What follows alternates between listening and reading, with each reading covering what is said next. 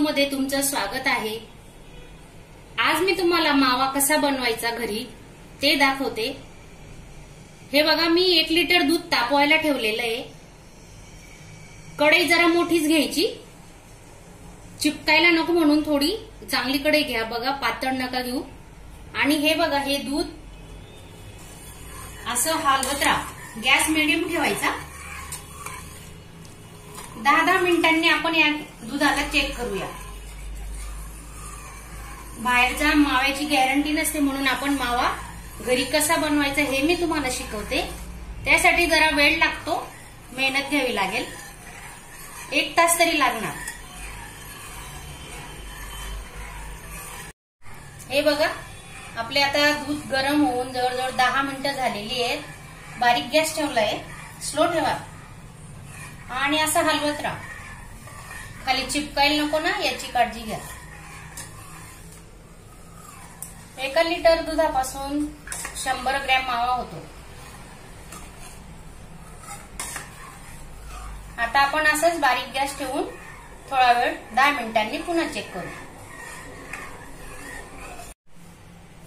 हे बघा, आपलं जवळजवळ अर्धा तासापासून दूध आटवतोय। हे पहा, रबडी तयार झाली आहे बघा, मी तुम्हाला दाखवते। हे पहा, बासुंदी पण म्हणू शकतो आपण त्याला। आणि काय करायचं, साईडला हे बघा अशी साय लागलेली असते ना कढईला, ती काढून घ्या, पूर्ण काढा चारी बाजू।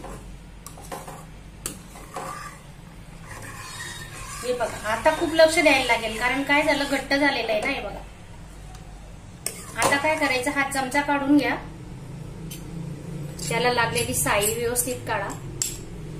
आता आपल्याला अजून 20 मिनिटं वाट बघायला लागेल। त्यासाठी काय करायचं, हे बघा, या अशा कंडिशन मध्ये हलवत राहा, म्हणजे ते खाली चिपकणार नाही। 15-20 मिनिटं आपण असं हलवत राहा, मग घट्ट गोळा होईल त्याचा। हे बघा, आपला मावा आता तयार झालेला आहे। आपण आता गॅस बंद करून देऊ। या माव्यात काही टाकलेलं नाहीये, साखर, ड्रायफ्रुट्स, का की याच्यापासून मला दुसरा पदार्थ बनवायचा आहे, म्हणून मी याच्यात काही वापरलेलं नाहीये। तुम्ही याच्यात थोडी साखर आणि ड्रायफ्रुट्स टाकून खाऊ शकता। आता आपण डिश मध्ये काढून घेऊ।